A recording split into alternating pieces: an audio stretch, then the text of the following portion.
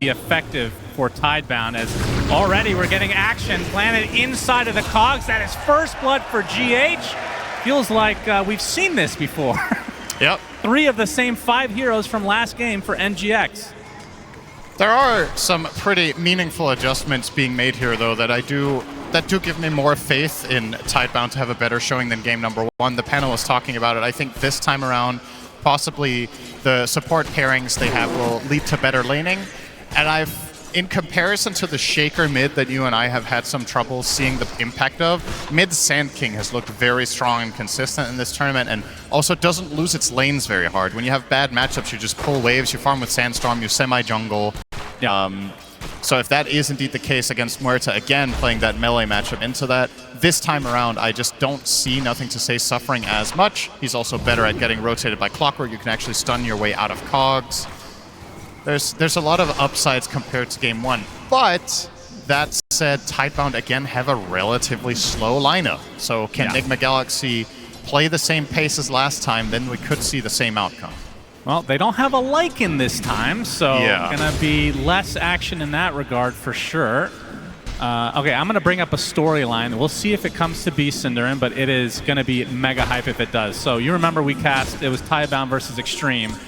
Bach was playing Centaur with the cart, of course, which we're going to bring up the singular time in this cast, I promise.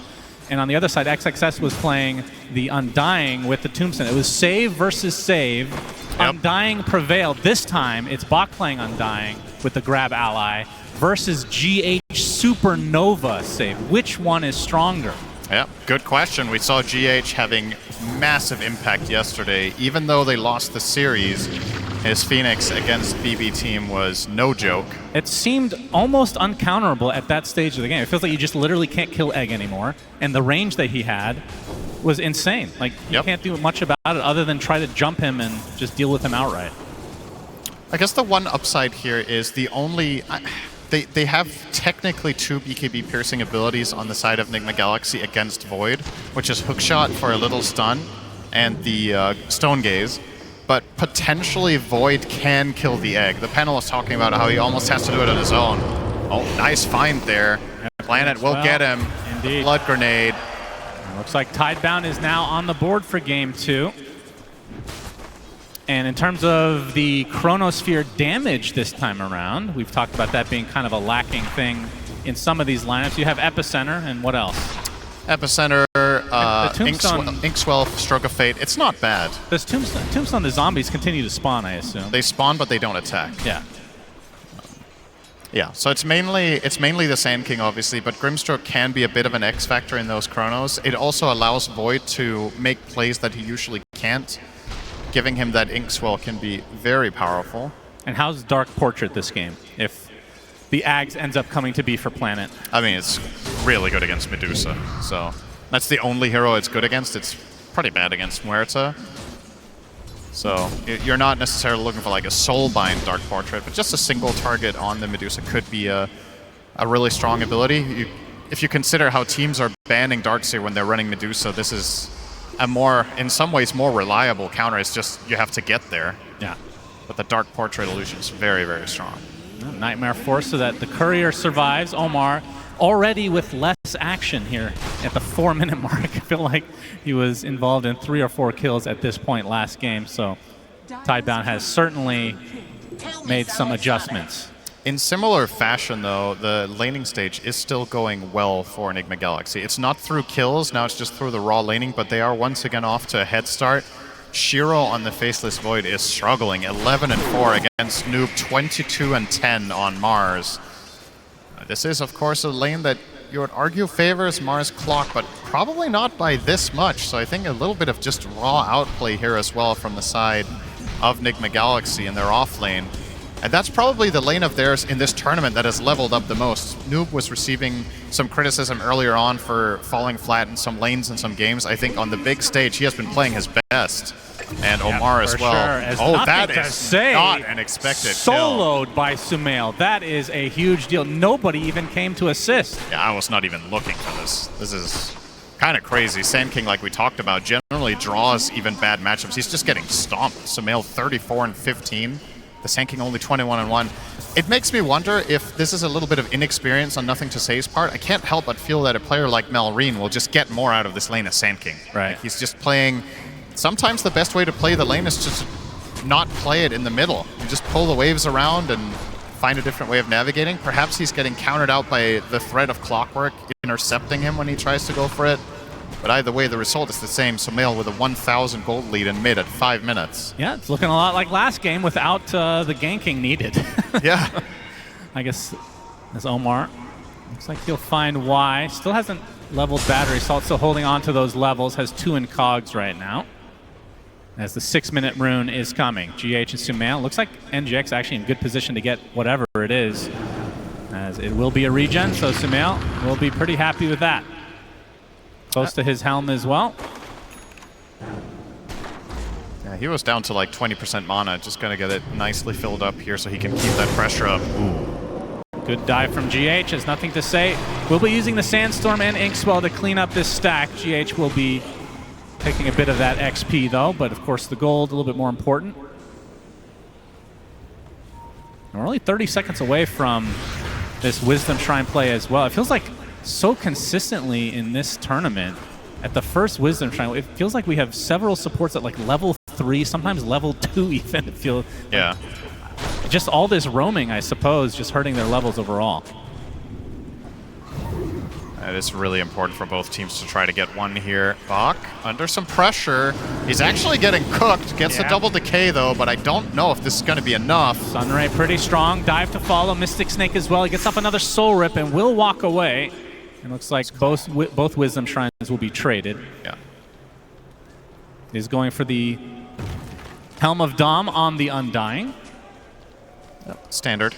Let's get a shout out to Helm of the Dom, everybody. All right, mixed reaction. Okay. There's one guy very loudly booing. I love that. It's not that bad. It's really not that bad, I feel like. Can we get a boo for Suns fans taste in items? Okay. There we go. Hey, my favorite item is Aghanim Aghanim Scepter, so you're just fooling yourselves here, all right? And Shiro. I mean, at what point can Faceless Voids join the fight these days? Do you, like, obviously old days need to be stacked. Right. But this time around, it feels like you do need to get into the action a little bit earlier. Speaking of which, Nightmare onto Noob. Level 6 has the arena. Uses the Spear. Shiro does have Chrono if they need it, but this is a 1 versus 3. So Noob will be brought down. We'll be to Y on the Bane. It's a 3v1. You at least don't have to use Chrono there for the Faceless Void. The hero is able to join earlier. Obviously, the Helm of the Dominator build really helps with that, working in the Chronosphere and doing some extra damage. Nothing to say. Ooh. Yeah, that's better to be a Sand King than a Shaker there. Indeed. Actually getting out. But Void can't do it on his own in the Chrono for a very long time, so again, you're kind of reliant on team damage. If Sand King's game is as weak as it is right now, you're very far from a Blink on NCS, and he's not realistically doing meaningful damage in Chrono without a dagger. So then what do you really have? A Grimstroke Nuke and an Inkswell? It's not all that inspiring. And again, how do you kill Medusa? I think that's my big question once more. Yeah, we can come back to that as well. Is the calling place from Sumail. They want to try to do something about this ancient stack. Deadshot does miss, but why? Taking pretty heavy damage as the Pinecone will continue autonomously, it feels. Burrow Strike onto Omar. It's outside his cogs, but Bach has come to make sure that he does not get out with his life. So the Clockwork Death as Pinecone is continuing the pressure onto Y. He'll finally get some reinforcements for this pesky creep. If that Fire Spirit would have hit, he would have died. Jeez. Nobody wants to deal with this bad boy. I don't know if that was intentional or not, but the neutral team, yeah, they weren't happy with him, so. They ran out of zombies to attack, and now they're just seeing everyone as a zombie. Nothing to Say is going to get most of these. Sumail, though, doing a good job of taking a few and disrupting this farm session for Tidebound. I will say it's been a little bit interesting to see some of the stubbornness in drafts. Earlier this tournament, of course, we saw Heroic against Yakuto Brothers to get to this main stage. Yakuto let Meepo through twice and just got owned by it twice in a row. And now you have this series with Tidebound against Nigma Galaxy, just got handled by Medusa, and in this second game, potentially the same thing could happen. I don't think you've counterpicked it much more than last game. It's a bit better, but slightly worrisome for the side of Tidebound, whether they came to the right conclusions after game one. You're not getting a third chance. Got to deliver in this individual game or you are going home, indeed. And in terms of Noob's performance, obviously he's playing the Mars this game. We've talked about it in a couple of our casts in the past. It feels like he's been pretty inconsistent. Where would you put Mars on his list, though? It feels like he is one of the better ones. Yeah, it's been one of his best heroes this tournament, but the hero in itself, it's also one of those heroes where it's really easy to look bad because the spear is so telegraphed and so iconic that if you miss 2 or 3 spears in a row, you might be like, man, I'm having an awful game. But we've had games in this tournament. Oh, Arena comes out with the reinforcements as well. Shiro's in a bit of trouble. Gets silenced thanks to the calling. Sumail showing up. Oh, the resilence there. And Y looks to be next on the list for NGX. They're going to be able to get 2 kills here. And obviously the big one onto Shiro. That was really nicely set up with the calling. Gets the silence, and as it's breaking, the dead shot from Sumail, perfect for the re-silence. Needed both of those to land. And now this is also going to give them a tier 1 tower, most likely. I don't know if Tidebound can really muster any defense here. They're trying to get the trade. Bach with his own Warpine Raider down bottom. Going to work, and, well, they might try to defend. At least Bane has TP'd up here, but he's no threat. He's going to need some backup if you want to truly defend this. I don't think the Hellbear Smasher is going to give up anytime soon. And just kidding, it'll give up, but it'll wait for next solo wave. Pushing. Yep. That's Helm of the Dom right there. Pretty crazy. So the tier 1 is Tidebound. This one is taking considerable damage as well, but you can see NGX just kind of chilling a bit at the moment. Compared to game 1, I really look forward to the later team fights here in, let's say, 10 to 15 minutes, because I think this time it's less clear-cut. First of all, whether Nothing to Say is going to find impact. In the last game on Shaker, he was really struggling. Oh, hang on, might have to wait with that. GH might just get chronoed here. Hero shows up, and actually it's a chrono onto 2, so Noob can't do too much. That's going to be a freebie for Tidebound. Okay. Actually, a Burrow Strike finding Omar in the meantime. Gets off the cogs up. The calling comes out with the Pierce the Veil. It's going to be a lot of damage applied. A hook shot onto the top side as Y gets stunned out, but Nothing to Say is the big kill for NGX. So far, a 1-for-1. As Tidebound now on the run. Arena is up, and Noob traps 2 members of Tidebound inside. They're going to be able to get the Tombstone along with the Bane, but Bach trying to go on top of Sumail. The Inkswell doing so much damage. Nice cogs, though, separating him from the fight. Sumail now in a fight versus Shiro as the Stone Gaze comes out from Ghost at the last moment with the spear to follow. Huge kills from NGX. They save Sumail, and they get the core kills they came for. Wow. My goodness, that was as close as it gets. Flawless spellcasting from Omar in this fight. He finds the perfect hook shot. He finds the perfect cogs. And on the flip side, Nothing to Say with the initial jump in the river onto the Clockwork. Have to question that one. He had no backup nearby when he went for that. You're going to see the replay here. This is when he just opened up on the clock, and they're trying to use this as a setup onto the grip, but as NTS is trying to make his way out of the cogs, he makes way for Omar for the interrupt. Now, this is a nice 2-hero dead shot. Sumail is going to start being in trouble now, though. This was what I wanted to talk about. The Radiant don't have very good ways of destroying the Tombstone, so this is going to take Ghost a while, but he will get through it eventually with a little help from Noob. And now, surely Sumail just dies here, right? Yes, but these cogs are perfect. Nice Lotus coming out as well. I believe that was from Ghost, actually. And the volley to trap Shiro in. Man, that was a crazy fight. Meanwhile, GH dies in live play. But this team fight puts NGX ahead so far in this game, too. I mean, there's no sugarcoating it. They've just been playing better today so far. I mean, draft is one thing, but you're looking at all the small engagements, the skirmishes, the map movements. One of these teams has leveled up, and the other one has leveled down. That's a saying. Sure. We'll go with that. And Team Tidebound, you got to find your footing soon. We're approaching the same state of Medusa as in game number 1. Now 3,000 net worth ahead of the Faceless Void. And yes, while that matchup arguably is a bit better than what you worked with last game with a Gyro, it's still not exactly a great counter when Medusa is ahead by even a slight amount. Oh, hook shot from Omar. Bach gets silenced as well. They're going to use the Arena, but the spear misses. They're They're going to take out the tower in turn, and they might just back away as Bach is going to get reinforcements now. TP via the Bane, but here comes the epicenter from nothing to say. A lot of damage applied as GH will drop to the deck, and now Sumail slowed to a crawl. Oh, that's Soul so Line, a double grip to follow, and Tidebound have finally woken up in this series. Double kill for nothing to say, a 3-for-0 for Tidebound. And this right there is the perfect example of what we talked about with how polarizing Mars is. You miss that stun, you lose 3 heroes. Yeah. You hit that spear, maybe you get the Undying kill and you just get out.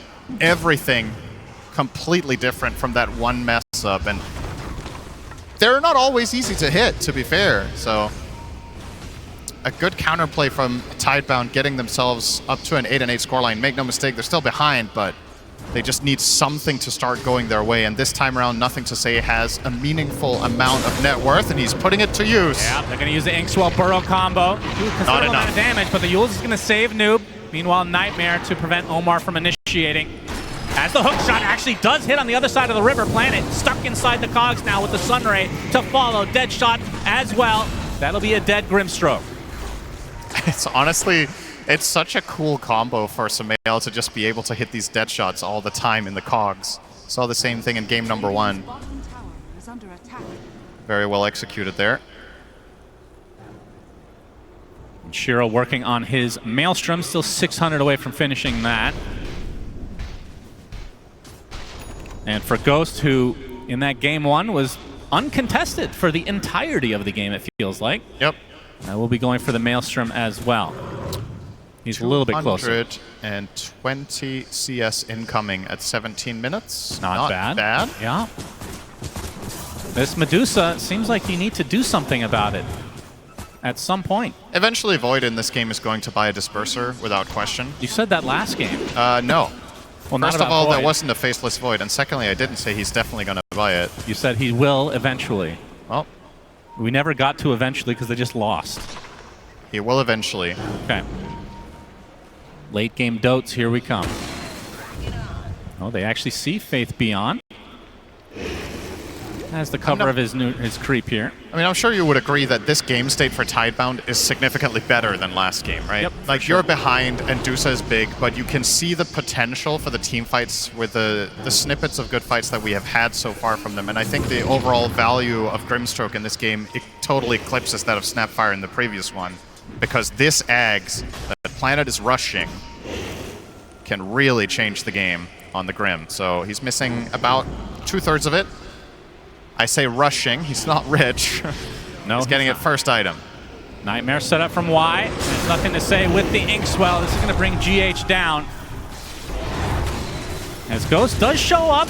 Looks like they're going to be able to get the kill onto the Bane as here comes the rest of NGX to easily take out Nothing to Say. A good response after their Phoenix goes down. Nice and easy there for Noob on the Mars Spear, and then immediately forms the arena. Sand King walked into him in Sandstorm, so that one is just a clean hit.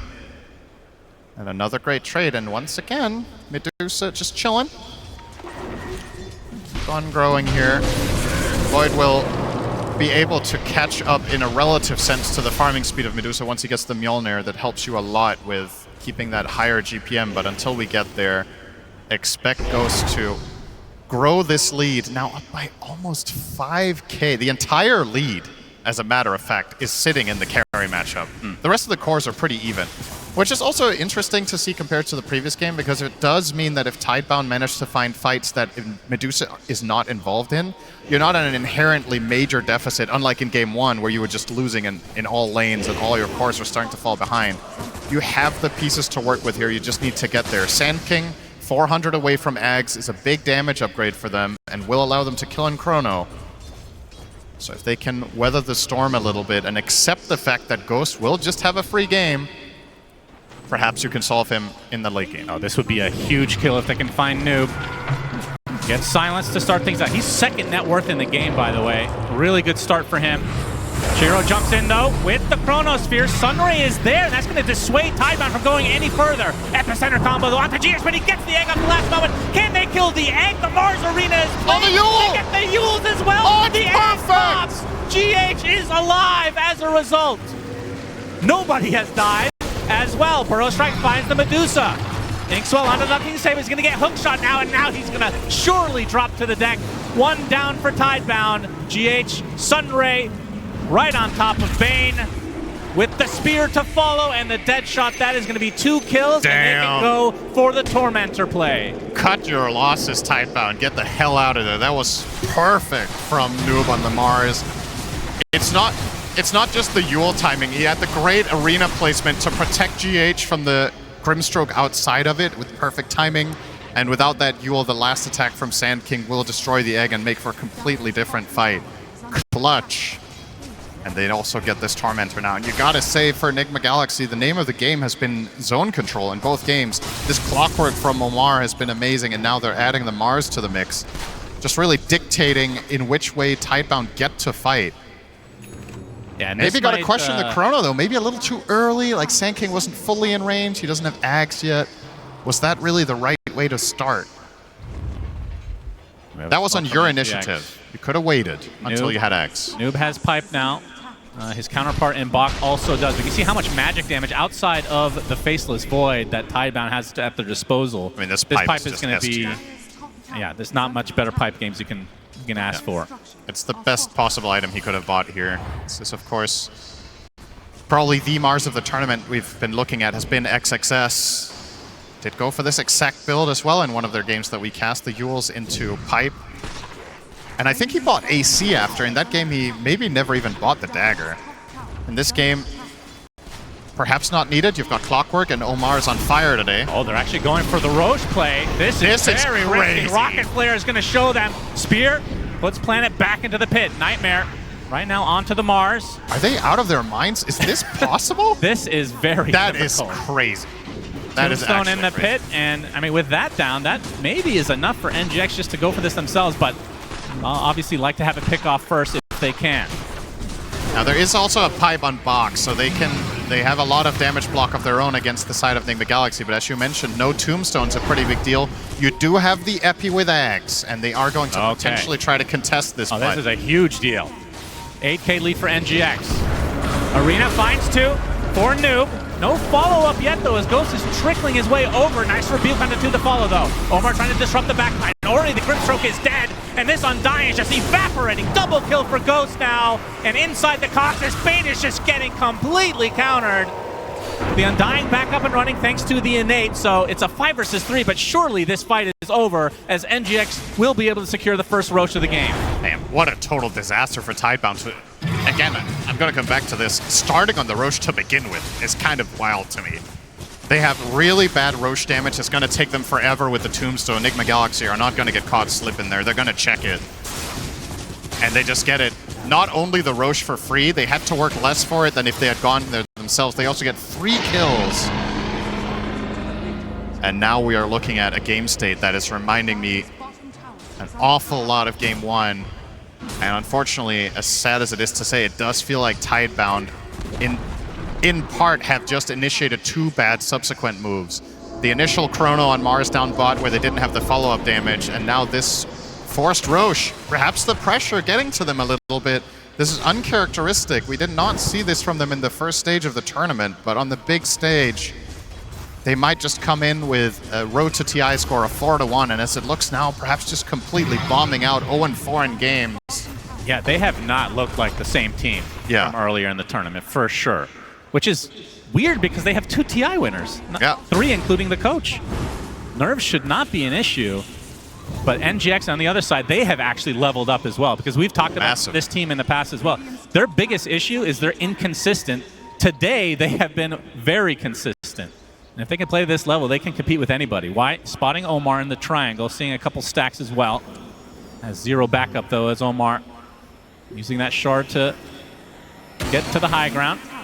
It's a good point about Nigma Galaxy. If you think about their tournament journey in general, a lot of the games they lost, they were ahead. So in most of their games, they are actually outplaying opponents the first 20 minutes. If they have solved the mid-late game problems, this is potentially the start of something big. Omar is going to get grip, and Noob is there again with the arena play. Bean's grip is continuing. They don't have any damage, it feels like. Pipe is popped, and just like that, the fight might be over. But there's the Chronosphere. On to GH. Stonegaze is not going to be enough to prevent his death, as Shiro does take out GH in turn. So 1-for-1 support, make it a 2-for-1 as Y will tumble.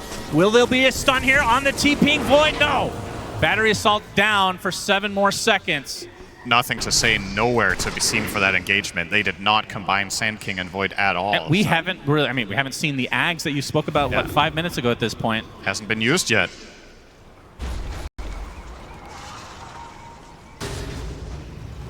Well, 3 minutes on this Aegis. How much can they get this time out of the first Aegis? Last time around, it was basically all the tier 2s. Oh, looks like they're going for more this time. Yeah, well, there's straight up to no high more ground. power. They know there's no chrono. Like, no chrono, no grip. In what world do Tidebound kill Medusa twice right now? Yep, Nightmare to start things out, but there's the creep at the ready. Helm of the Dom for the win. Nothing to say, jumps in with the Sandstorm. Gonna get Dutch shot out of it, though. There's the fortification. With the Ags as well on Medusa, or excuse me, on the Muerta. Oh, wow. Okay. Yeah, he is gonna have insane zone. The zone control together with Mars is unreal. Enfeeble's gonna make this a little bit more annoying for Ghost, but eventually with the help of that Siege Creep, they get the tier 3 tower. Tidebound. Bach is gonna pop his ult with the Tombstone placed pretty far away as well. Pipe is activated, though, as the Medusa getting pretty low on mana, but this is just life number 1 regardless. Stone Gaze already used as well. Now New coming in with the arena, onto 3 heroes, gets the spear onto Bach with the dead shot to follow. That is a dead Undying. Nothing to say, gets hook shot from out of nowhere by Omar, as these heroes are just dropping like flies for Tidebound. And this is surely going to be a set of racks, if not more. There are 2 buybacks still available, but a spear finding the Grimstroke, planet dead. NGX dominating again in this game too. I mean, this might be Noob's best game of the tournament. Absolutely. He has missed 1 spear and everything else has just been absolutely pristine precision on all his spellcasting, decision-making, itemization. He crushed his lane. He's had some haters out there telling him he doesn't belong. I'm pretty sure he's making a case in this game for why he's here. Can't really put a finger on his or Nigma Galaxy's play today, just crushing the opposition. This is not even close. No. We thought this series could get interesting, maybe 3 games, you know, maybe long games, in which Nigma Galaxy has had a history of struggling. Well, the great solution to throwing late game is just don't get there. Just win both games in 30 minutes. What did they eat for breakfast? They need to replicate this for sure. Pipe activated already for Bach, and NGX with 40 seconds on the Aegis, likely to play this disciplined. They will back away with an enormous lead now. 20k effectively, 2 sets of barracks at only the 28-minute mark. It's so weird how this tournament has played out. We had the first stage with all these marathon games, and you're like, all right, we get to the stage. These games are going to be long. Strap in for some long late-night days. Yeah. And so far, some of the shorter games on average have been on this stage. Like, some teams have just cracked the code of how to deal with the Helm of the Dom split push and slowing the game down. They're just accelerating and seemingly just have some really good individual team versus team matchups. Or the 3-day break, some teams have just learned something crucial that sets them that far apart of the opposition. I kind of feel like if this was a repeat series that we would have had in the road to the International, there's no way Nigma Galaxy win 2 30-minute games then. Yeah, absolutely for sure. no way. They're just improving at a rapid rate, and they're starting to look like a potential contender for a high placement. This is not an easy opponent. You're just making them look like a walk in the park.